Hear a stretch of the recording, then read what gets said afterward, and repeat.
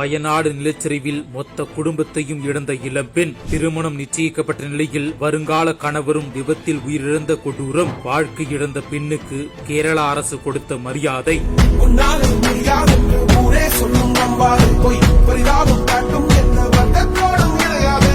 உலகத்தின் வழி எல்லாம் வந்தால் என்ன முன்னே பிரசவத்தின் வழியை தாண்ட பிறந்த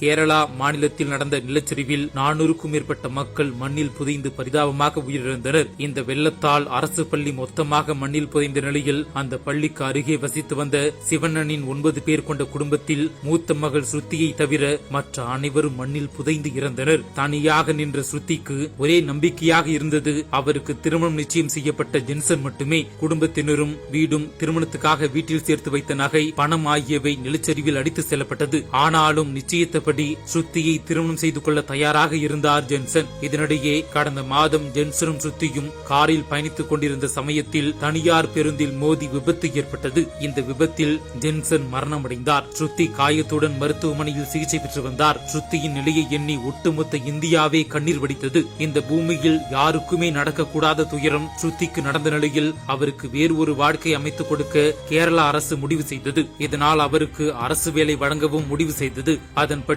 அவருக்கு கேரளா வருவாய்த்துறையில் கிளார்க் வேலை வழங்கப்பட்டுள்ளது. அரசு வேலையை ஏற்று முதல் நாளில் வேலைக்கு சென்றுள்ளார் ஸ்ருதி. மேலும் இந்த வேலையை வழங்கிய அரசுக்கு நன்றி தெரிவிப்பதாக ஸ்ருதி கண்ணீர் மல்க நன்றி தெரிவித்துள்ளார்.